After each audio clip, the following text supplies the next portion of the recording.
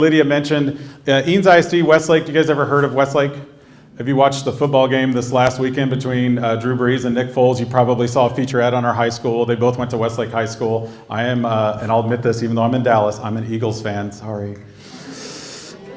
There we go. Now I feel at home. Someone's booing. See, just like in Philly. So I'm a little sad, but I'm recovering. A little bit about our district, those of you that don't know about it, located right there on the west side of Austin. And again, as Lydia said, we've been one-to-one iPads. It's 8,000 kids pre-K now, all the way through 12. Starting in 5th grade, they start taking them home. And it's been really eye-opening to see some of the things that those kids have uncovered. Let's just say I don't sleep very much at night when I get emails sometimes like, did you believe what my son did? I was like, oh my goodness. So one of these days when I'm ready to retire, I'll write a book about that too. So a little bit about us. Again, ranked high in terms of academics, but one of the reasons why we decided to start integrating technology was a lot of our students were going on to college. We were very college ready. We had them ready for academics. But then they got to college and they said, what do we do with all this technology, distraction, all of that? We didn't manage any of that prior to this. We just kind of said, good luck, right? And so while we found that our students were very college ready, they weren't very college and life successful. So they were able to get into college but then struggled. And so we thought, how do we adjust this and get them prepared with the tools they need and how to manage those distractions, how to organize themselves digitally. A lot of the universities, in fact, most universities now, mostly everything is online. And we weren't preparing them for that prior to this rollout. It just started to happen. So we said, let's get that ready for those high school kiddos. So this talk is about becoming that future-ready parent. I know there's some kids in the audience as well. You guys can participate too. I'm the type of person that about every 20, 15 minutes, I'm gonna make you all stand up and talk and do something. It's not gonna be just me talking at you. The brain works better that way. In fact, does anyone know how long the average adult can stay seated and still stay focused? Any guesses? It's 1 minute, someone's like, I'm already distracted, Carl, sorry, it's over. No, about 15 to 20 minutes, yeah, about on average. So you'll see, I'll plan some little breaks in there on purpose. By the way, for kids, it's about their average age is about how many minutes. So if you teach kindergarten, you got about that many minutes before you lose them, right? And they're all over the carpet, right? So the first activity is this. What I want you to do is take out your phone. All right, I want you to take out your phone and I want you to find a picture that brings you joy and then stand up and go share it with someone else in the room. You'll have 1 minute to do this. So find an image. I won't make you show it up on the big screen, so don't worry about that. Just find an image that brings you joy, pull out your phone, stand up, go find someone around you, next to you, sitting next to you if you want to, and talk about why it brings you joy. Ready, set, go.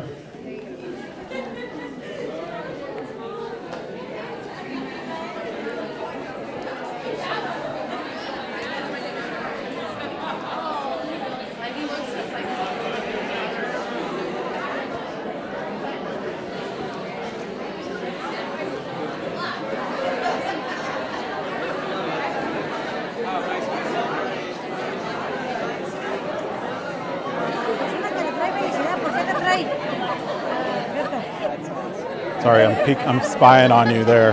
What is that? Well, she sent me, that's what I'm trying to figure out, because I sent her this one. This is my 2 kids. Oh, nice. Look at her face. I mean, her smile. And they're happy. They're having an interesting conversation, I think, when I took this picture. Perfect. Yeah. That's perfect. That's awesome. Do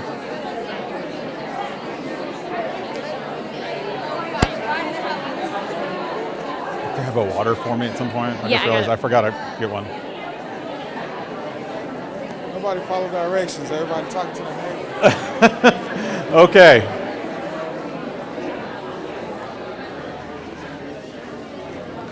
All right, 1 minute up there. Oh wait, we have a song. All right, come on back.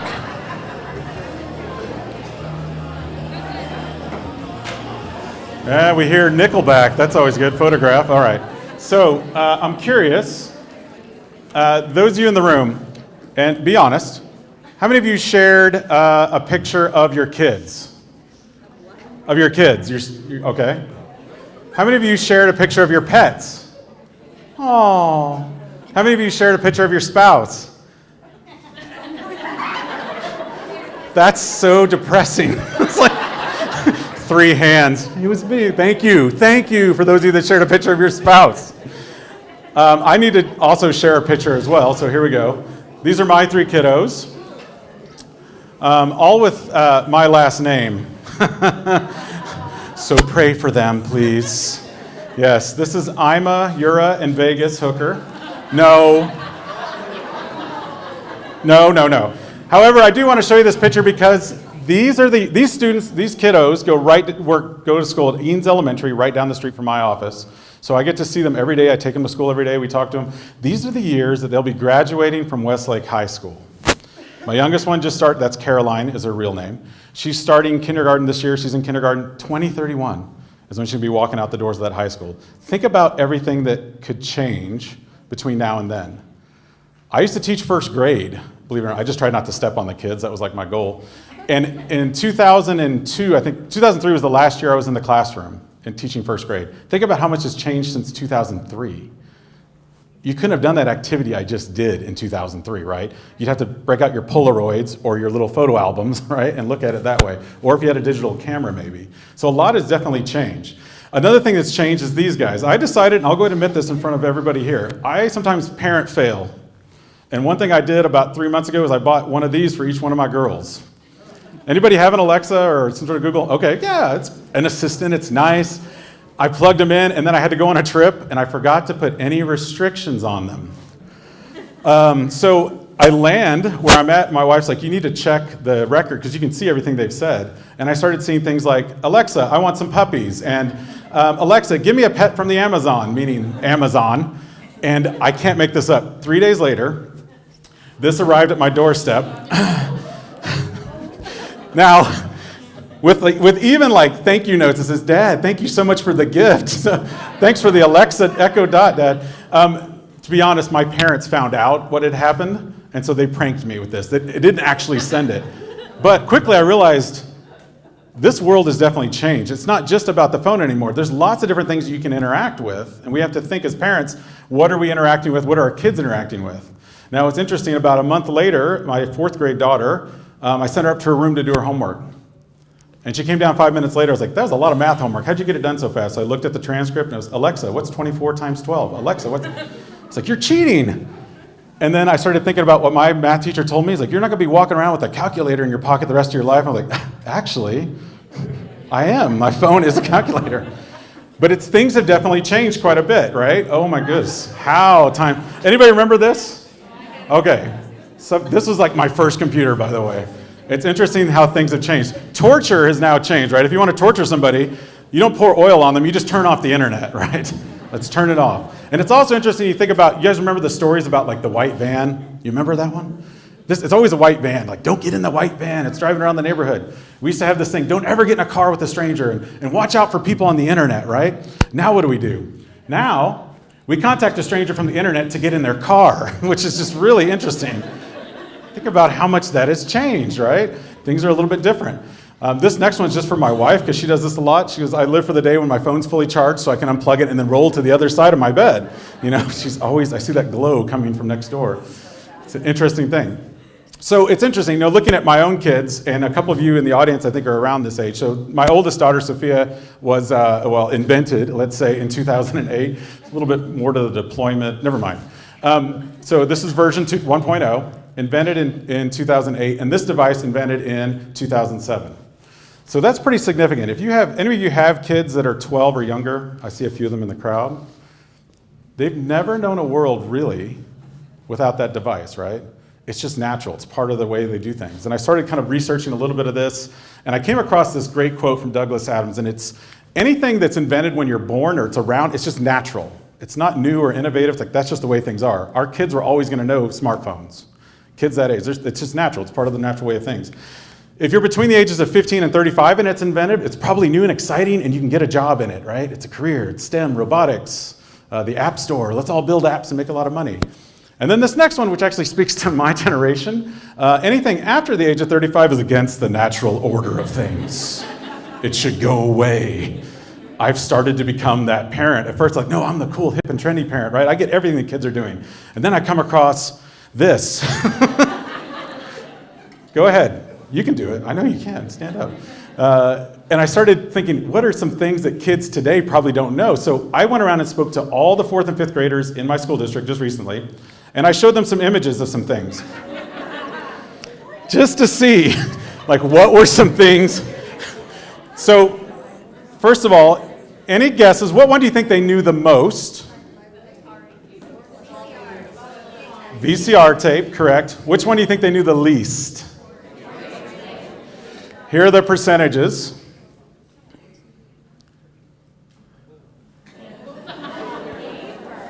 The pager, they could not get their head around. They're like, is that one of those digital step tracker things? Like, is that an alarm clock? I was like, well, no, it's this $300 device, and someone called it. Then you had to go to a payphone, and they're like, wait, what's a payphone? I'm like, oh. And then the floppy disk was really funny. One kid stood up and said, is that a 3D printed Microsoft Word save icon?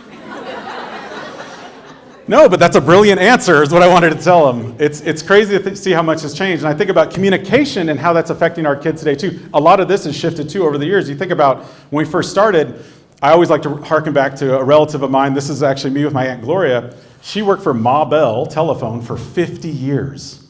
She started in 1948 and was using, with phones like this, right? She was doing switchboards. In 1998, the year before she retired, she was climbing up cell phone towers. This 72-year-old woman just climbing up cell phone towers. It was awesome. And so think about how much has changed in communication. And I remember, like, any of you have this or remember this thing? There's a video that just came out that's gone. Here, I'll show it to you. Have you seen this video about the teenagers trying to figure out the phone? Just watch a few seconds of it. This is classic. Trying to figure out how to work it?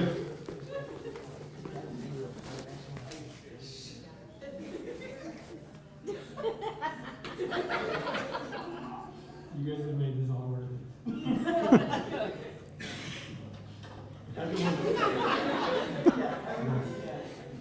Wait a minute. Think of it for think of the fun.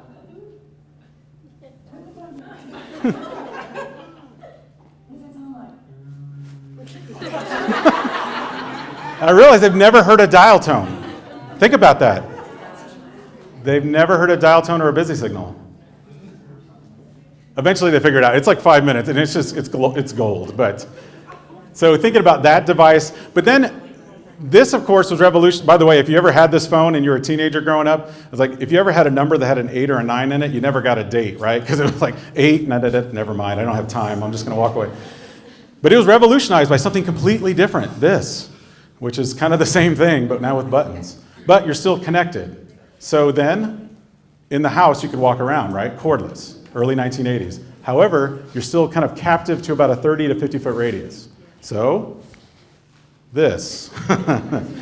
Anyone know what that's called? What? The Zach Morris phone. It's like you've seen this before, yes. Yeah, this brick, they call it the brick phone or the car phone, right? A friend of mine had one of these in high school, and he would drive around and he'd be talking on it. And I was like, oh, who are you talking to? And he's like, nobody, I can't afford it.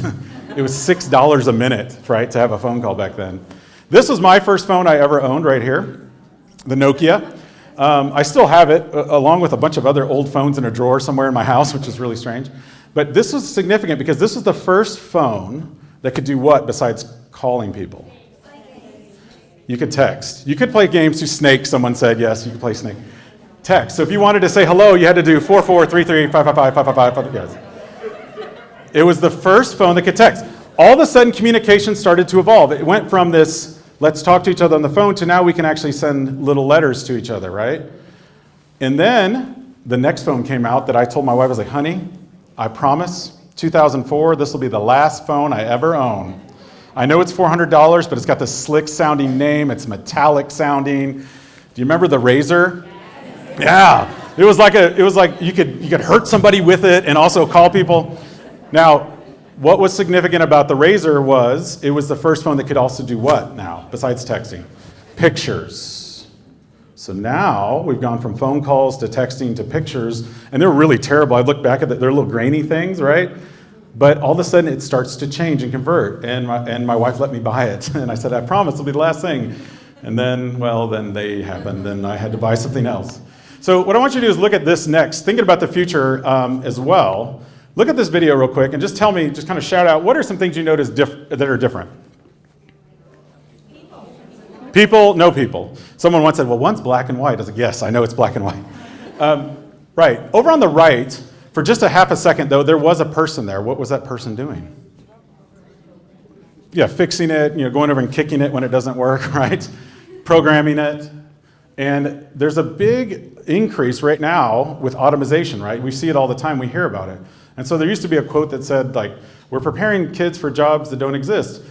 There could also be the quote now that says that we're preparing kids for jobs that won't exist, right? We have to be careful about that when we're giving them. We want to make sure they have enough flexibility coming out of our schools for that. Look at these companies right here that no longer exist. You may see some familiar ones up there, right? Toys R Us, I know that was just recently. That's sad. Blockbuster, there's still like a few in Alaska, I think, but it's pretty much gone. And then look at the companies that didn't exist until the last really 30 years, 40 years, you could say. So still, there's travel in both, by the way. Some airlines went extinct. Southwest, by the way, was about 43 years old. That's why it's not listed, but it's still fairly newish for a travel company. A lot of experiences, a lot of technology, and really kind of shifting the way we're going in terms of the modern world. And this is not an investment talk, and this is not a timeshare, but if you had two pennies to rub together, look at these two facts. This is interesting, because this affects education. So there has been a global increase in robotics and artificial intelligence. Robotics, we have started to feel in education. We are buying all sorts of little spheros and things that we're using to our kids to learn how to interact and work with robots. We think it's pretty important. We want to give them those skills early. AI, like Alexa, we're just now starting to see somewhat in schools. And how does that affect the classroom when you have a teaching assistant that can answer any question? And it means we have to make our experiences much more enriching for our students, right? How many of you go to the movies? Okay. Why do you go to the movies when you could just watch the movie on your phone? Curious. The experience, popcorn. There's always someone like, I go for the popcorn. Yes, it's expensive popcorn, but that's part of it. It is the experience. And you think about schools, it's almost the same idea. You could learn a lot on your phone. How many of you ever learned something with YouTube? Right? Fixed all sorts of things. But there's still the experience, and that's the thing that's going to be important with us in schools going forward. We'll talk a little bit about what that looks like. What I want you to do now is you're going to watch a video. It's 2 minutes long. It's a little cartoon. And just kind of watch and observe everything that's happening in this video. It's called The Last Job on Earth. And it's a little dark, I'll admit it, but then we're going to have a conversation right when it's over, okay? So watch this and let me know. I want to hear your feedback on this.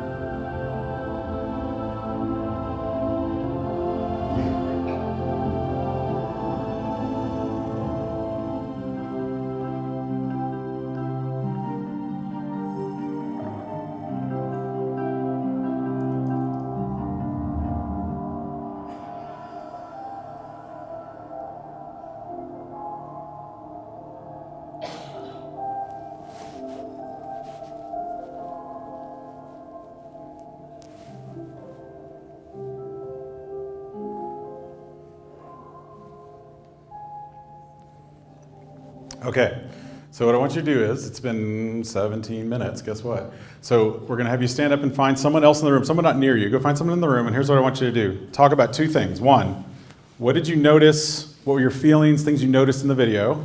And then two, that last quote, this idea that if 50% of jobs are automated in the next 30 years, what kind of skills should we be teaching our students? That obviously was overly dramatic, right, to prove a point. But think about that and think about some of the things you saw in the video. So stand up, find a friend, and then you'll hear a song play when it's time to come back, all right? How are you?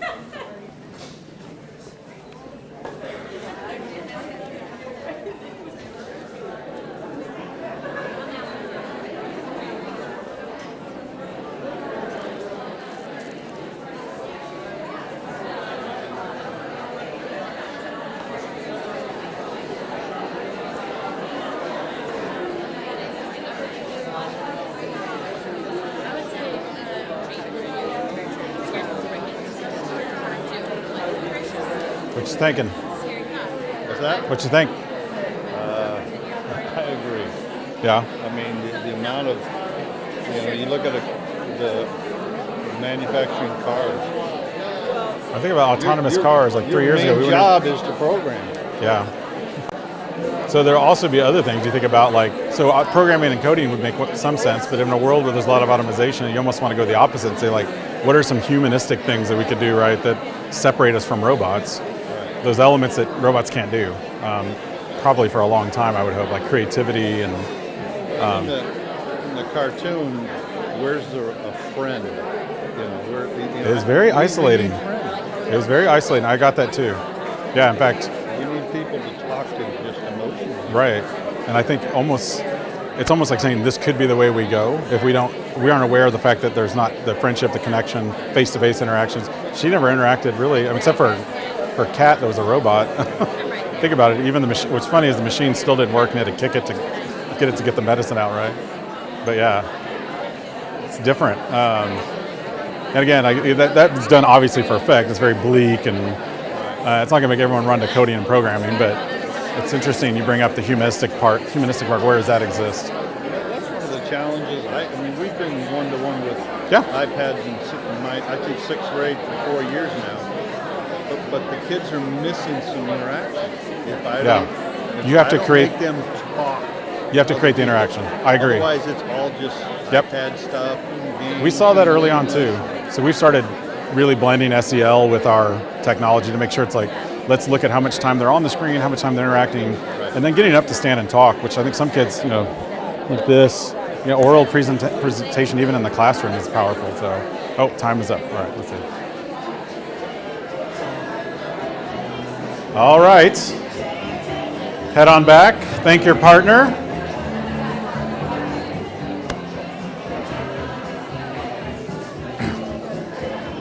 All right, I'd be curious to hear some things that you guys picked up on.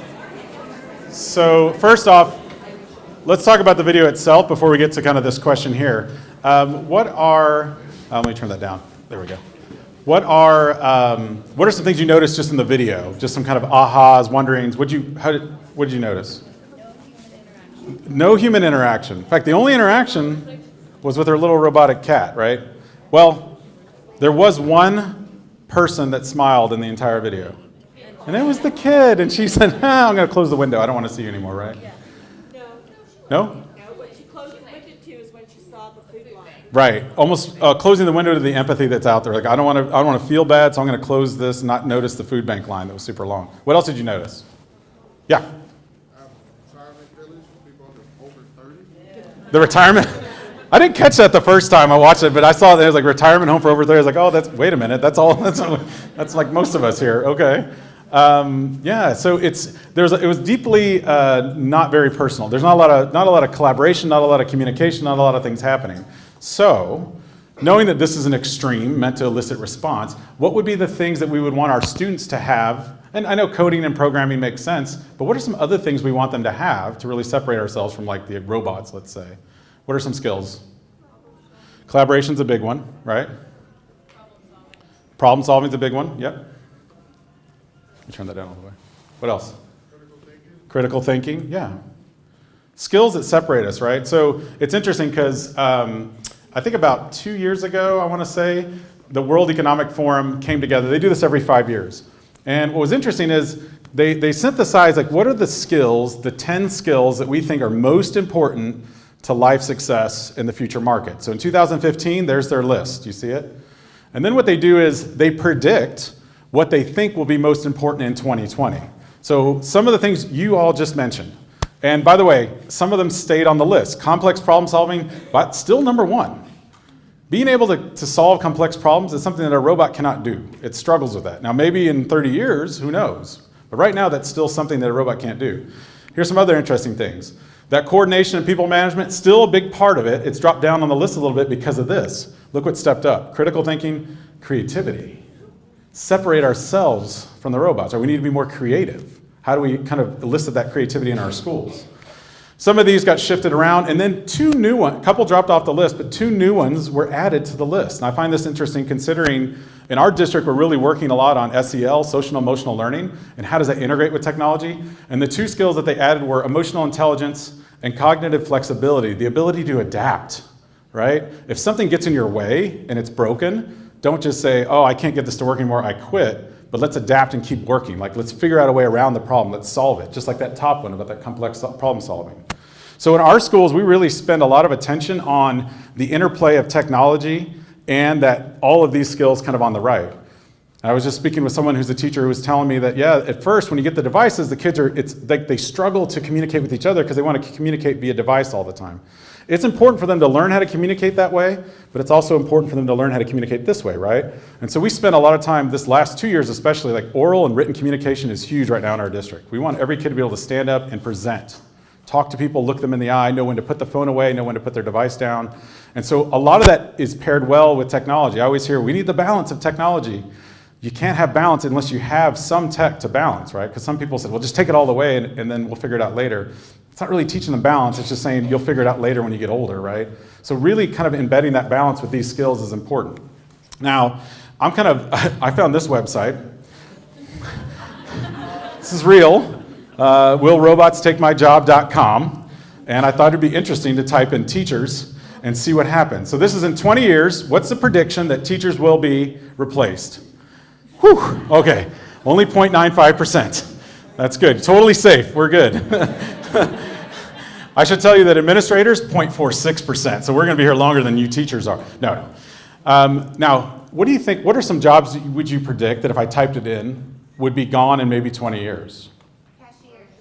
Cashiers was a big one. I think it was like 60 to 70%. There's still gonna be the boutique stores that'll have that. That'll never completely go away. There'll be some of those boutique stores, but yes, a lot of the big chains are going all automation. In fact, Amazon Go, have you seen that store? You walk in with your phone, you swipe it, you pick some stuff off the shelf, you walk out. You're not even dealing with the person at that point. What are some another one I saw that was interesting was truck driver. 70% chance that there will be these automated giant, this is scary, semi-trailers going down I-35 super fast, right? All computerized.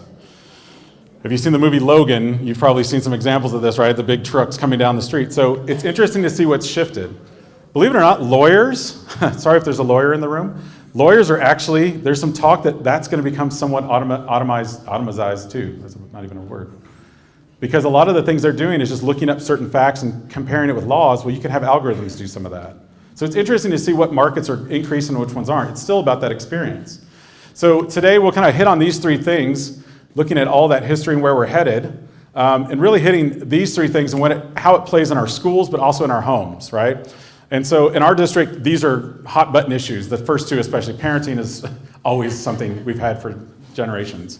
But the first two, these two over here on the left, really have only come about, I would say, in the last probably 10 to 15 years. Screen time, since 1950s when the television was invented. But for the most part, you'll see a lot of discussion around these things. So we'll start with social media. And it's interesting because when you look at who we follow in general, right, it kind of makes, oh, there we go. Hello there, Tweety Bird. It's interesting to see who we follow in society and what that represents about us, right? So whether it doesn't matter what your political affiliation is, if you just look at like Paul Ryan or Michelle Obama, look at how many followers they have. And whether or not you have different religious affiliations, look at the following counts there. What's amazing is I could add all of these up and they won't even equal this person right here. I don't know who she is, but apparently she's got a lot of followers, right? And so it's kind of interesting to see who we follow, right? What's important to us on these social platforms. Now, here's a quiz for you, and I'll be surprised if someone gets it right, because you may think of something, but it's not what you're thinking.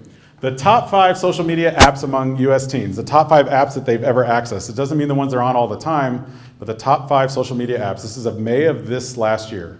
What do you think number 1 is? It's not Snapchat. It's not Instagram.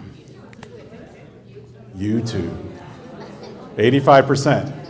That doesn't mean they're on it every day, but 85% of teens, when you look at their phones, have a YouTube or they're on it or they've looked at it for something. Probably adults too. Number 2, Instagram, not too far behind. Snapchat is coming up quickly, and I'll show you another statistic about it in just a second. Number 4, remember that? Facebook, and Twitter, just a few people still, teenagers. So Facebook has been decreasing, obviously, for the last several years in the 13 to 18 group, whereas Snapchat's been skyrocketing. And so 3 years ago, if I showed this, Snapchat's in 5th place, now it's in 3rd, who knows, next year it could be different. Now here's the different thing. If I switch this question around and say, which one are they on the most? It looks like this. Okay? So those of you that are saying Snapchat number 1, you're right. They are on it the most, right? And it's an interesting phenomenon that's kind of happened in certain ways. So I have girls that are all 10 and under. However, I also have a niece who just graduated high school a couple years ago.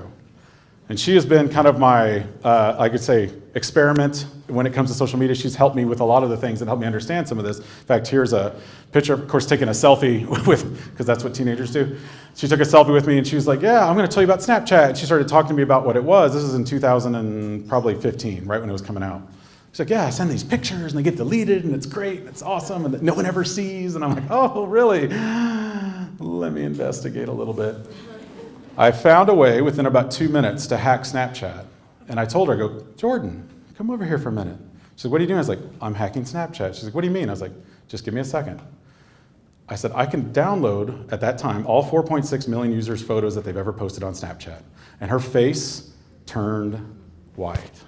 And I said, Jordan, why is your face turning white? What's the matter? By the way, I've said the same thing to a bunch of 9th graders in our district, and they all went, oh my God.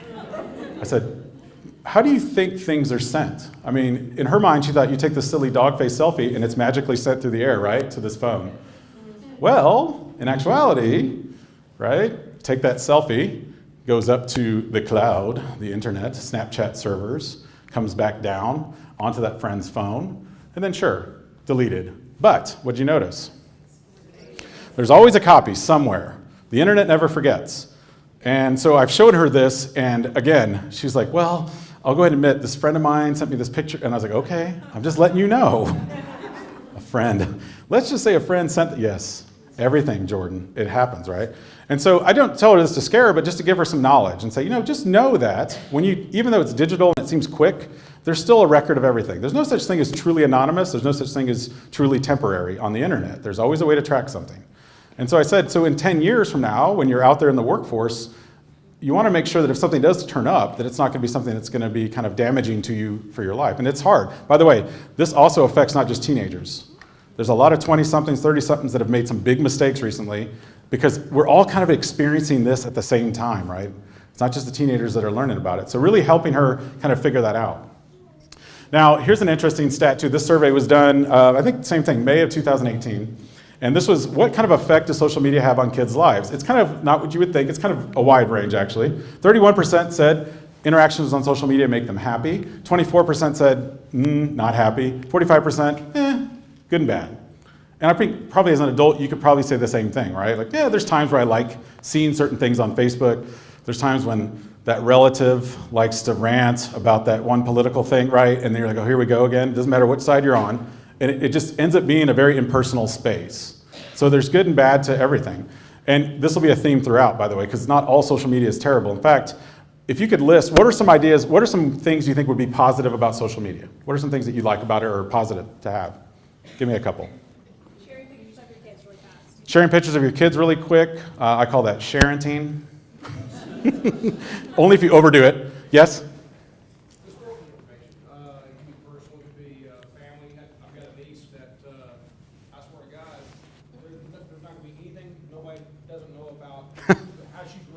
Right. Her photos are on there. It's captured. Boys are on there constantly. I do a video every year of my kids. I take all my favorite photos and videos and every year, and I set it to whatever the popular music was of that year and post it on YouTube. So for the last 6 years, my kids have been embarrassed by their, now right now they're still 10, but when they become teenagers, like, Dad, don't show that photo, right? I have that captured as a memory for me, and I've actually kept it private off of YouTube, but it's still, YouTube has it. So again, not ever completely private, but I want to be able to see them kind of grow throughout the years. And it's weird is, they remember things now. Like my daughter, who was 18 months at the time, she goes, I remember that time you put me in your backpack and tried to sneak me into Disneyland. And I was like, that was just a photo and it was a joke, and you were 18 months old. There's no way you could remember that. But she doesn't, she remembers the photo. Yeah, photos have definitely proliferated now, right? We've got a digital memory that's starting to happen on top of our physical memory, which is interesting. There are some positives, right? That ability to stay connected. And this one's kind of, the middle one there is in between. It does boost self-esteem for some. There's that quiet kid who can't speak up, who now has a platform to speak up. Now there's the other side of this too, right? There's also negatives. Cyberbullying, the idea that when you see your self-esteem gets hurt because you don't have a lot of likes on your image. You've seen girls at the mall sometimes, they'll take 17 photos of themselves up like this to get the perfect one. There's that pressure to feel like they need to get a lot of likes and a lot of favorites. There's a little bit of oversharing, the distraction, and then of course that face-to-face part. How does that work out? By the way, not just kids, I would say adults too, we need to continue to work on that, right? If there's a real problem, ranting about it in a comment thread is not the way to go, or even text. Let's pick up the phone and talk. I feel like that solves problems a lot quicker. It's harder, somewhat, now, right? But it's definitely a skill that we want to continue to use. So these are some quick parenting tips that I've shared with my community, and this, again, take it with you will. Every parent is different. Some of you don't worry about teenagers. The big thing is I always say, this is, by the way, parenting skill number one. This doesn't do anything with technology. Ask questions. If something strange is happening, ask questions. It may not be something online. It may just be they're having a problem or a conflict with a friend. I always suggest to set the limits to the amount of social media apps they have. They don't need 16 different social media apps. Start out with something, like if your kid wants to get on Instagram or Snapchat, say, okay, listen, that's your one. Let me see how you do. 6 months, a year, looking good, responsibility, maybe you can add another one. I had a lot of parents do that, scale it up as they earn the responsibility, and they'll get smarter and wiser. Kids these days are starting to learn more about this too, so they're not quite as doing some of the silly mistakes we made early on. I think the open communication is important. The worst thing you can do sometimes as a parent when a kid says, oh, this just someone just sent me this picture, is to go, give me that phone. Take it away. You don't get to look at it anymore. Now, next time something happens with your kid, are they going to come tell you? Well, if you took the phone away from them, they're going to say, well, I don't want to tell my mom or dad this because they may take the phone away, right? So you got to be able to have some sort of dialogue. Don't get me wrong. There are times you take the phone away, but you want to make sure you're having that dialogue with them too, because that's important. You don't want that to ever go away. Look for behavioral changes. This is the same thing with bullying in school. My daughter, who's, again, no social media, but she's dealing with this right now in her classroom, where there's a couple boys that are picking on her, and I could tell she's like, oh, I just don't want to go to school today, Dad. You know, and it's like, oh, why? You love school. She's like, yeah, not right now. And I got out of her that something was happening. A couple boys were picking on her. Check those privacy settings, making sure the world can't see everything you're posting. And I always tell the kids this, they were like, I want my privacy. And I was like, well, you don't really have privacy on social media. I mean, privacy from your parents happens, in your bedroom you can have privacy. When you go to the bathroom you can have privacy. If you're on the internet, there really isn't a lot of privacy. So making sure they know that you're giving them some autonomy there when you add those social media apps, but know that that also increases responsibility, right? There's a Spider-Man quote there somewhere, right? With great responsibility comes, and I already messed it up. See, that was good. Right, with great power comes great responsibility. And then I always like the idea of making some sort of social media agreement. Not just you telling them, but you working together. Like, what are some things, if this happens, what are we gonna do? Like, talk about some scenarios. Like, what have you noticed that has happened, or what have your friends talked about? What's gonna happen when you encounter that? Let's make a little agreement, and even just write it down, type it out, and then have your child sign it with you. I think that's pretty powerful, because that's like, we both agreed to this, right? And they signed it, and it's not just you telling them what they have to do. So they take some ownership in it. And I'll show you another example of a family kind of media use agreement at the end here. So social media, of course, was born mostly because of the mobility that we now have because of our cell phones, which leads to this next item, screen time. And it's interesting because not all screen time is created equal. In fact, the American Association of Pediatrics, the AAP, just recently released, I think it was November of 2016, they changed the recommendations in terms of screen time. It used to be just kind of blanketly, no more than 2 hours of any type of screen time throughout the day. It's actually changed quite a bit, and they broke it into quadrants. And they said not all screen time is the same. In fact, looking at the brain, when kids are doing different things with technology, their brain interacts different ways. And there's kind of these 4 ideas that you have the educational and you have the entertainment, and then you have the passive or you have the interactive type of screen time. So some of these, some old favorites, hey, look, there's Oregon Trail again, right? Interactive education. These are some apps that we use in our school district quite a bit with the iPads. There's also passive education. Oh, Mr. Rogers, remember? We just had that documentary came out. And then there's also passive entertainment. Again, a wide range, by the way. You'll notice this with all these quadrants. Just because it's in the education one doesn't mean that all educational interactive apps are good. There's still a range of what's good and what's bad. And then this last one, interactive entertainment. And again, just because it's in here doesn't mean it's terrible. Because Minecraft, we're doing Minecraft EDU clubs after school. Kids are creating worlds, working together, learning how to not destroy each other's things on Minecraft is a powerful thing. We actually have a class called Mindful Minecraft, where we teach kids to be mindful of what they're doing in their little space as they work with each other on a server. So there's different ranges of this. Now, some of these, of course, pretty bad. Grand Theft Auto. Anyone ever heard of this thing called Fortnite? In a minute, we're gonna figure out what's good about Fortnite. There is some good things about Fortnite, but like everything, goods and bads, right? So again, the one thing I'll say is just because it's in a quadrant doesn't mean it's good or bad. You have to evaluate it still within there. That said, interactive educational screen time, totally different than entertainment passive. So the American Academy of Pediatrics suggests no more than 2 hours of entertainment-based passive screen time in a day for a student 6 or up. Less than that for kids 5 and under. Now, interactive educational, a little bit different. What are they doing? Are they creating? Their brain is enacting in different ways. Are they collaborating with somebody, right? Looking a little bit different there. One of the things, this is screen time back in the 50s, right? I love how the dad's just like, whatever, and the kids are like watching like a nuclear holocaust. I don't know what's going on here. Don't get too close to that screen. So, screen time's definitely been around for a while. In fact, even the content, we used to say, oh, it's so bad, it's so violent these days, right? The cartoons are so violent. Do you remember this cartoon? Here.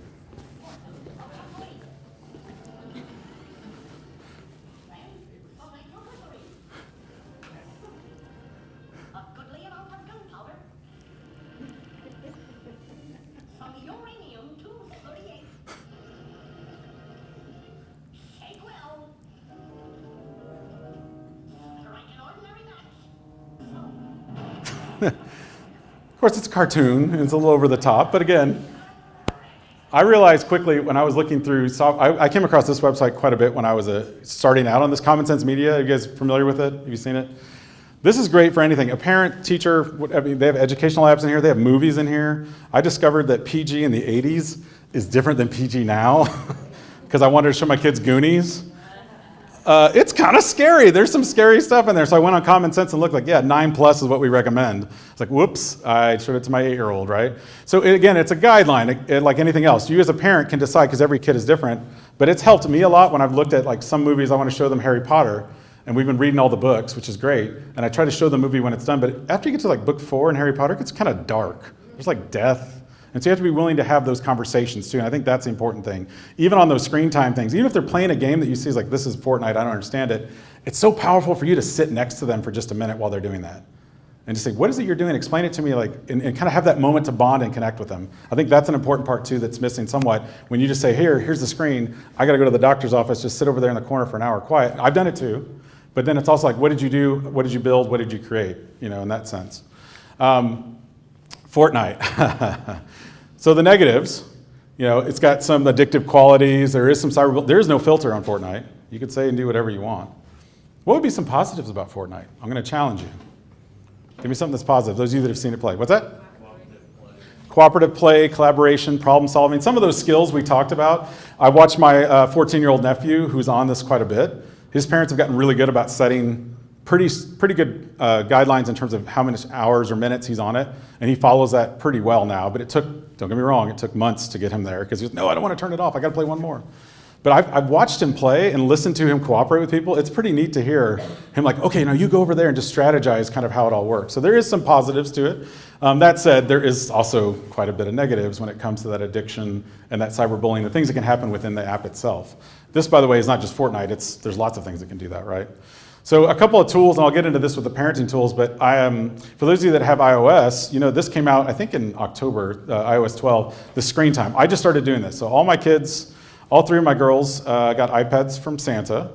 And one of the things that, the first thing I did is I set up all their accounts and put screen time on it. So right now on my phone, if I look, my kids at 6 o'clock at home, they're probably not asking for it yet, but like at 7, it's gonna turn off all their iPads. And if they want more time, they have to do a request, and then I get the request and can say yes or no. And I can turn off specific apps. So I can say, you know what, I don't want you to have access to this app for more than 20 minutes a day or more than 2 hours a week. And so it's given me some ability to off-put some of that like fight with them. And what's funny is like, it only took about 2 tries of them to push me on it. And I'm like, psh, it's all off. And after that, now I'm like, you better turn that off. Like, yes, Dad, it's off now. No arguments. And it's only taken a couple weeks to do it. So this is built in, by the way, for free. This is not like you have to pay for this. But again, I don't know if Android has a version. I'm sure there's some version you could pay for with Android. But I found it to be pretty powerful. So you can set those limits. They get a time limit. And then if they want to download an app too, they send it to me and I can say yes or no. And I just push it on my phone. So they're in another room. I'm like, wait, let me look at it. All right, that looks okay. They try to get a couple that were not okay, like 12 plus, things like that, apps that I didn't want them having. So I said, no, come talk to me.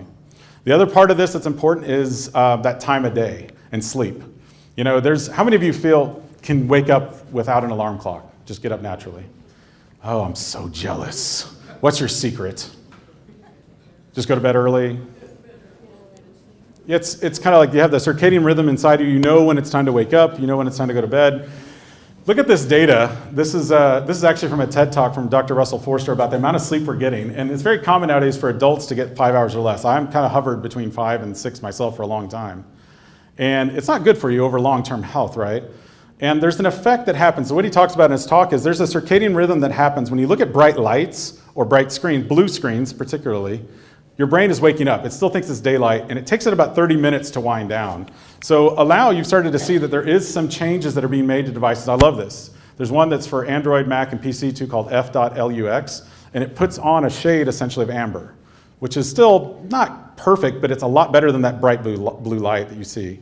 And so working with kids in our district, there's a lot of digital homework.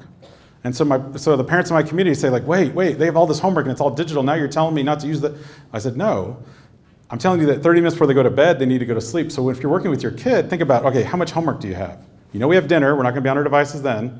Let's time it out. You need to be done by 8:30. Then you need to get some of that homework done early or in the next day in the morning. And a lot of kids have started to figure that out.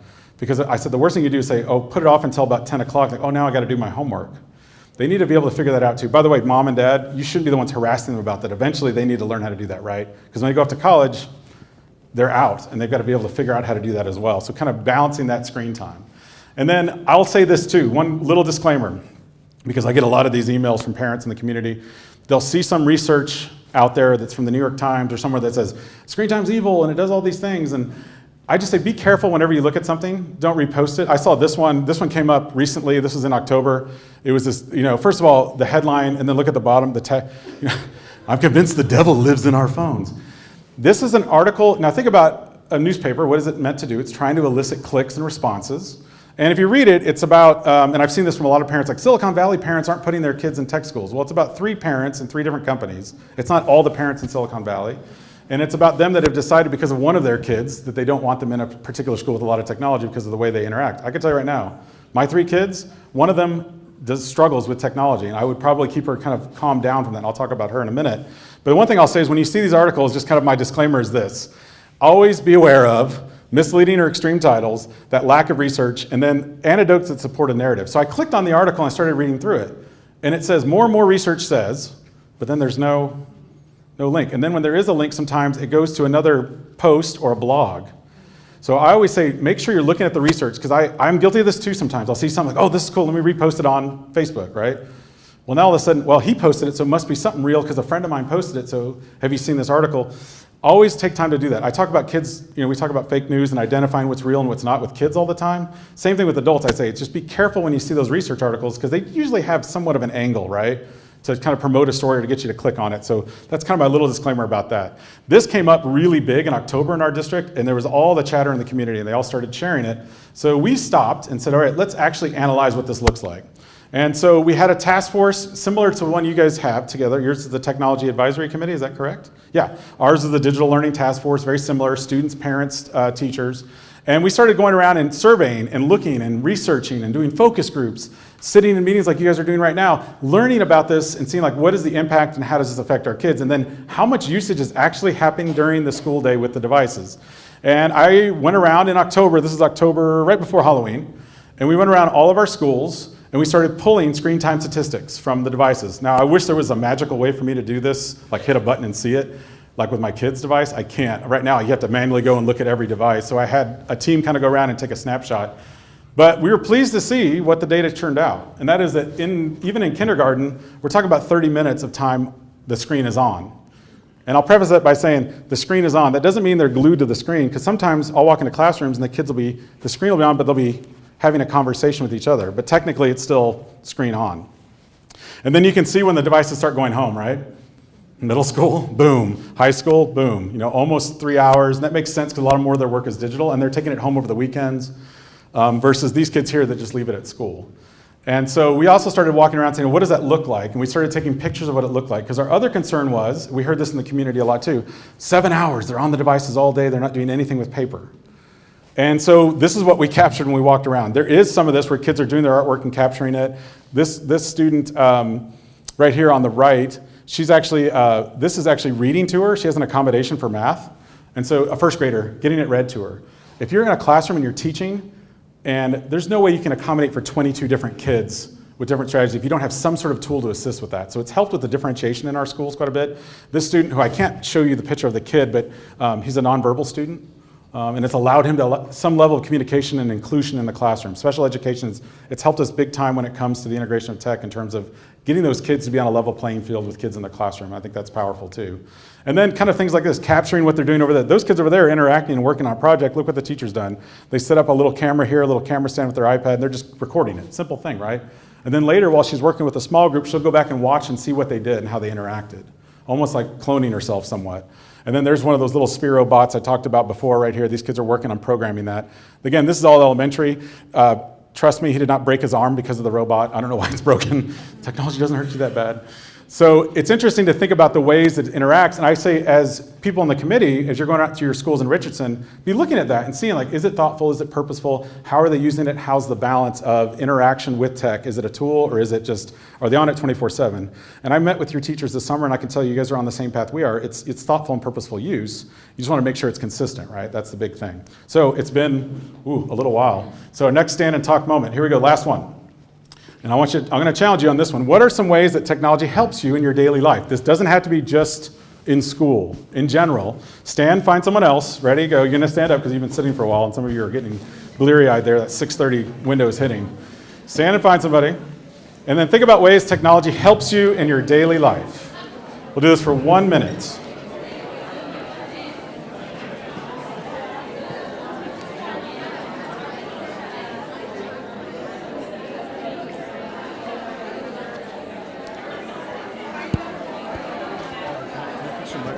Oh, yeah. Static and you're moving a lot, so I do walk around a lot. Sorry about that. oh, you're good. Just wanted to make sure. Good stuff. Test 1 2 3. Test 1 2. Test 1 2. Test 1 2. Can you hear me now? Good.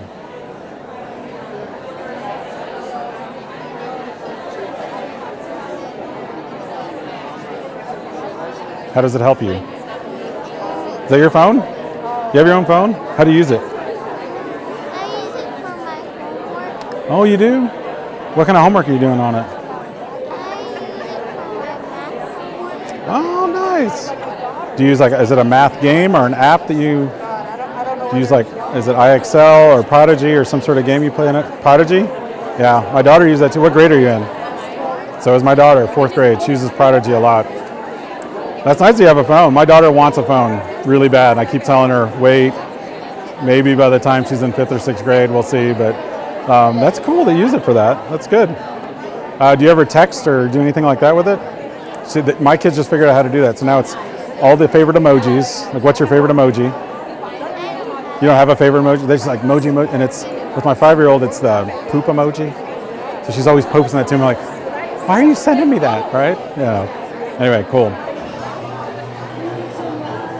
All right. Some good conversations out there. Head on back. We'll wrap this up.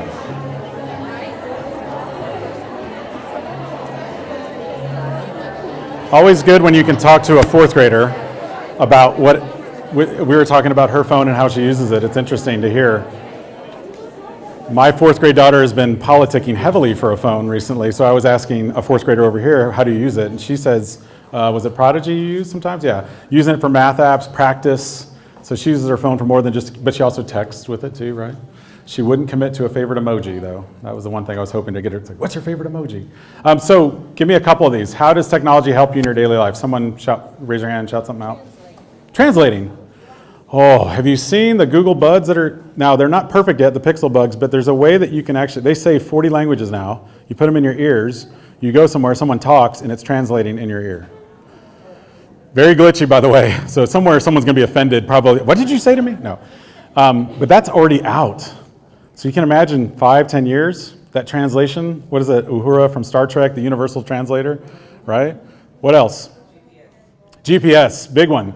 I was driving here from Austin just a few hours ago. I pull up Waze, and I-35, as you guys know, is so fun. And sure enough, Waze is telling you to get off. I was like, why do I want to get off the freeway? So I follow it and trust it, and guess what? Backed up traffic for hours, right? And I just went right around it. Yeah, GPS, that kind of tracking, that's helpful. What else?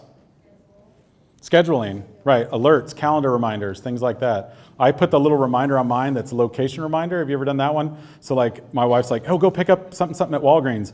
So I hit reminders, hit the location Walgreens and put a little radius around it. And when my truck drives by, my phone goes, hey, don't forget, because I always forget. I'm like, oh yeah, I got to pull over and check that. That's pretty cool. It's a little thing. It's built into the reminder app. What else? Anything else? Yeah, commerce, paying your bills. Thinking about how much that has changed. I don't remember the last time I wrote, well, I know when I wrote a check, we just had Girl Scout cookies. So Girl Scouts, by the way, they don't do Venmo. I found out the hard way.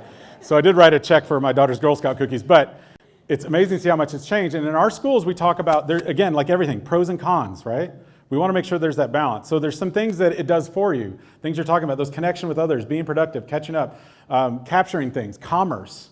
There's some level of security here. I have a Ring camera at my house. I can see what's happening, right? If something's going amiss, I have that captured on there. But there's also things that it could do to you, and this is the things we talk about with our students especially, that idea of making sure you're not always on, making sure there are times to turn off the phone, and having like a no tech night. In fact, we're gonna experiment with this as a district, and we have no homework nights about once every 6 weeks. You guys do that here or no? It's awesome. The kids love it, of course. No homework night, of course, until the teachers say, okay, so tomorrow you're gonna have double homework. No, that doesn't work that way. So we try to have a no homework night about once every 6 weeks, and we're gonna coincide one that's coming up pretty soon. We're gonna have also as a no tech day, and just say no tech that entire day, even in the classroom, which will be really interesting to see. Because like the other day we lost AirPlay and his teacher goes, I can't teach today, Carl, I gotta go home. No projector. I'm like, wait, you can still teach. So we've really talked about this with our students in terms of, they bring phones in all the time. We're not gonna start telling them, no, don't bring your phone in, but we wanna teach them how to kind of work around their phone. There's a great series called Bored and Brilliant. It's actually a book also, but it's a 6-day cell phone challenge. We just ended it today in our high school. And it's all about just like today was, I think, turn off Do Not Disturb and don't check your phone until the end of the day. And then at the end of every day, they have to reflect on what did it feel like to not get connection, not get those notifications. And it's a neat little series to try to do with your kids. And we did it with all 2,700 of our high school kids. And some of them are really struggling. Like within 10 minutes, they're like, wait, someone might be trying to get in touch with me, right? So really kind of teaching them that kind of balance in life. So that comes to this last part, and that's the parenting piece. And I think as parents, we have to be really careful about this kind of dichotomy of, do we want to surveil everything and spy on them, or do we want to support them? And to be honest, there's kind of it depends on the kid sometimes. There's times where you're like, you know what, I got to check on what you're doing here because I don't trust what you're doing. But you really ideally want to support them and figure out ways to help them through this world, right, this landscape. There was interesting statistics that just came out recently about what kids thought, in terms of what percentage of kids thought that they needed some sort of digital skill to help them in the future in their career success. This is a national survey. And what was interesting about that was the counter of that survey, which was that 11% of parents actually encourage their kids to learn some sort of tech skills at home. Because a lot of times as a parent, you're like, okay, go on that and just kind of watch your Netflix, but they're not actually supporting them or figuring out ways, because even as parents, it's hard, like we don't know what tools to use, right? So communicating with the schools, I think, is an important part of that. Like, what are some apps that you use in your school so I can do that as well at home? And really support them with those creativity skills that we talked about at the beginning. I mentioned this guy before. This is a quote that he said way back when. Television is here to stay. I could replace the word television with technology, right? It's going to be here to stay. So Mr. Rogers, if you don't know his history, he was against television even. He hated television programming, and he decided, he's like, I'm going to make something positive out of this. And I'm going to create a show that helps kids interact and learn. If you ever watched his shows, he would always pause and look at the television, almost like waiting for a response. And as a kid, I was like, red, thinking he's like, that's good. And I'm like, see, he heard me, right?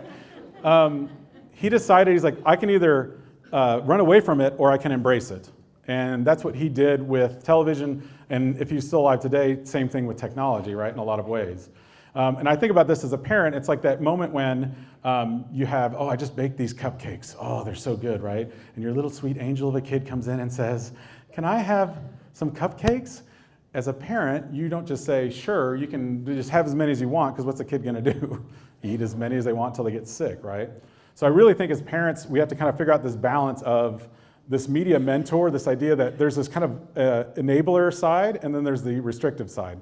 The extremes are not good when it comes to raising a kid. When you think about with a cupcake scenario, you can have as many cupcakes as you want. That's an enabler. Do whatever you want. I don't care. Good luck. And then there's the restricted side, which is like, you can never even look at a cupcake ever in your life. Don't ever do it, right? And then there's kind of in the middle, which is the mentor. And this is a little harder, admittedly. The two on the right and left, super easy to do as a parent. Nope, never, or yes, whenever. In the middle is the harder part, and this is where we're trying to educate our kids. That's like, how many cupcakes do you think is appropriate? When should you have it? Come up with an idea, let's walk through it. And even if they say, like, I can have 20, it's like, well, let's think about that. What would that mean? That's a harder thing to do, right? Because it is a conversation, but it's also the right thing to do in terms of teaching them. By the way, technology, same way. You can do whatever you want with that device. Good luck, have fun. Or you can never ever look at a device or any technology of any kind. Again, it's two extremes versus why are you using it? How much do you feel like is the right amount of time? What do you notice about when you play that game? How do you feel after you communicate with your friend on Snapchat? Having those harder conversations, that's really the parenting part of this and the growth part of them. We're not raising kids, we're raising adults, right? So trying to get them through that stage. And again, I look at my kids, by the way, it's a continuum. I'll admit this, that my three girls, I have one on the right that I told you about earlier. I gotta be right on top of her. Because after about 10 minutes of screen time, of entertainment screen time, she starts to change behaviorally. She gets cranky, grumpy, kind of complains, whiny. Yes, mom's looking at daughter over here, sorry, calling you out right now. But then I've got this 5-year-old over here who, they all want cell phones, by the way. And the 5-year-old, I could give her one tomorrow, and she'd be super responsible with it. The one over on the right, when she's 28, she'll get her first cell phone, right? It's a continuum even with my own kids. And by the way, that changes over time, right? They're gonna continue to change over time. So each kid is a little bit different. So resources I'll wrap up with. These are just some things that I've used over the years. I would encourage y'all, and I'll post at the end this website too. This is my website. I post a lot of parenting things on here. The books that Lydia mentioned you can get off of here as well. These are just a few I've come up with recently. I don't know if you've seen the show 13 Reasons Why on Netflix, but I tied into that, like why is it important to talk to your kids about tech and some of the things that happened in that show, because it was a really big thing. About a year ago, it took off and like all the high school kids were talking about it. One of my blog posts is when smart homes attack. And like Alexa, and like one time we lost, remember the snowpocalypse last year where like the real freeze came? I decided to change my internet that day, and our house started getting really cold. My wife's like, why is it getting so cold? I was like, oh, because the Nest is connected to the internet. We're gonna freeze to death right now. So you gotta have internet before you have anything in life, no. And then this digital parenting bingo, which is really just kind of conversations to have with your kids around different things, around setting limits, checking browser histories, just kind of common sense things with digital parenting. This one, X-Plan, have you guys heard of this? Yeah? This is kind of cool. It's kind of a low-tech thing, a low-tech-ish thing. So the idea was, this was a dad, I think, in Maryland who came up with this. His kids were getting to the age where they're going to parties or going to sleepovers and things like that. Teenagers, they had their phones. And he wanted a way for his kids to tell him if something uncomfortable or illegal was about to happen. But they wanted to save face. So what he did with this kid is very simple. He says, listen, if something's going awry, just text me the letter X. And then what I'll do is I'll call you and say, hey, I got to come pick you up. Your aunt's whatever sick or something. I got to come get you. And he told his kids, like, you don't even have to tell me what's happening unless someone's about to harm themselves. He says, I just want to know that I can get you out of that situation. And then, of course, kids are always on their phone, so it just seems like he's like, oh, yeah, that's going X. Something's going all right. And then a few minutes later, like, oh, I got to go home, right? So it was a way to save. And it's funny, I showed this to some parents in our community, and one mom said she uses the purple devil emoji just to make, there's like different things. It was a communication with her and her daughter to say, if you're in an uncomfortable situation, just text me that. I know, phone call coming, you're out, right? And for that parent, it's important for them to have a conversation if possible, but they also want to respect the kid's privacy and somewhat and say, I just want you out of there if something bad's about to happen, right? Or if they're doing something they shouldn't be doing. I talked about the family and media agreement. You can Google search this too. There's lots of different contracts online that are I think Common Sense Media's got a few that you could fill out actually online. And the idea again with these are, you're setting up rules with your family. This is not just for your kid, by the way. This is for the entire family. So if you tell your kids, no phones in bed, guess what that means for you? No phones in bed. It actually is good for your sleep to not do that too. You know, you want to make sure you put that away sometimes. And I would just say whenever you're creating these contracts to think about the idea of we're trying to promote being alert. Don't make them negative, make them positive. Promoting getting along with others, online and in person, solving problems in a peaceful manner. This is always great, unless you have 3 little girls like me that like to fight about everything. So it's always a challenge. Not every day is perfect. Promoting being secure and calm, like making sure they're not giving away there's some kids that are middle school that are sharing their Apple IDs with each other, just like, oh, go ahead. And like, don't give away your password and your username. So having those conversations with them too about don't just share it with your friend because you want them to download the app or whatever, just making sure they're being secure. And then of course, being compassionate and kind, just like Mr. Rogers says, kindness, that's the big thing, right? And I always tell my girls that, I was like, whatever you're doing, whether it's online or face-to-face, is it kind? Think about that before you do it. Are you being kind with your actions? And not all the time, but I'm working that into their brain so they know that when they get older, they're like, all right, is this the right thing to post? A couple other tools, these are just, again, this kind of falls between surveillance and support, but I don't know if you've seen Disney Circle. These are this is a little, and I don't work for Disney or make any money on them, but this is something a lot in our community have used, $99, and they basically just plug it in. It's kind of like Nest for internet. So this is like this certain kid, I want to see when they're on whatever devices, on the internet that is. So again, balance of like surveillance and support. You don't want to get too creepy on that, but looking to see like what this certain kid is on. Now this is only the internet in your house. So that doesn't mean 3G, by the way. So if they're on 3G, you're not going to be able to see any of this. But for a couple parents in our community, they found this to be useful, especially with devices that aren't on 3G. I showed you the screen time one earlier. There's a couple other ones that are out there now. These are big hits in our community, that My Family one, which is really a communication app between family members. But what's pretty interesting is this. You can actually now go and this is crazy. You can actually set a speed limit alert. So if your kid's going over a certain speed limit, ooh, you just got an alert. You're going 80 miles an hour. And guess what? I just got an alert on my phone. So again, balance of, we don't want to over surveil, but at the same time, you could set things like, hey, I don't want you visiting so-and-so's friend's house anymore. Guess what? They always have their phone with them. When they go to that friend's house, you get an alert that they went to their friend's house because you set a little marker on the map. So I always share these as saying it's a tool. It's not parenting. It's not taking the place of parenting, but it is a tool for you.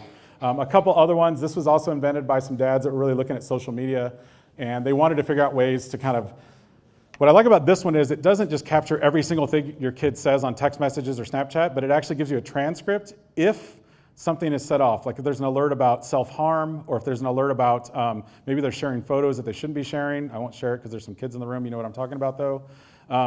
It actually sets alerts that you then get as a parent, say, oh, well, let's see what's going on. But you can set the threshold as a parent to however tight or loose you want. So I kind of like it because it's not like looking at everything the kid's doing, it's giving them some autonomy. But if they're talking about self-harm or hurting others, you want to get some alerts for that as well before it happens. And I'll wrap up with this story. So I told you about my Aunt Gloria. I'll tell you one last thing. This picture was taken last year after my birthday. And right after, like a week later, we were walking down the street and she fell and actually broke her hip, her wrist, and a rib. 82 years old. We go to the hospital. We know that she's probably not going to come out of the hospital. So for about the next 2 months, I would visit her in the hospital every day and just kind of talk to her about things, talk about life, talk about regrets. I didn't know that she was like engaged 3 times, which is crazy. She was like that aunt with all the cats. You know that aunt, right? I have 2 theories. You either have the aunt with all the cats in your family or a drunk uncle. And if you don't have either one, you're it. No. So she's telling me these stories about regrets. And I said, what's something you regret? She's like, I always wanted to go to Machu Picchu. And I was like, really? And I was like, okay. And I look over at my backpack and I think, you know what? We're going to go to Machu Picchu. And she's like, I'm not getting out of this bed. Wait a minute. And so I pull out my iPad, and we use this thing called Nearpod in our district where you can look around.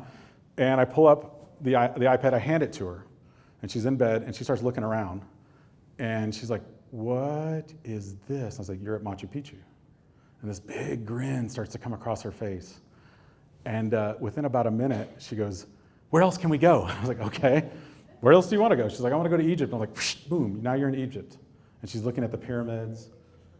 Where else do you want to go? I want to go to Mars. I'm like, okay, fine. Whoosh, now you're at Mars. And they actually have the 360 photos from the Mars rover, able to look around. I think it's Arizona, but no. Looking around Mars. And for 3 hours that night, we spent with her surfing and looking all around.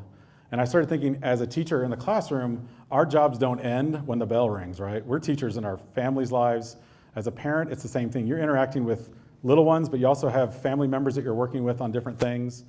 And I didn't know it that night, but that was the last night that I would actually ever talk to her. She passed away about a week after that. But I remember thinking to myself, I was like, there's so much in life that we can do with technology if we use it the right way. And that's one thing that I want to make sure that parents know, kids know, teachers know. And I thank you guys for being a very attentive audience. And I know we went a little bit long, but I want to give you guys time for questions too. But thank you so much for letting me share that.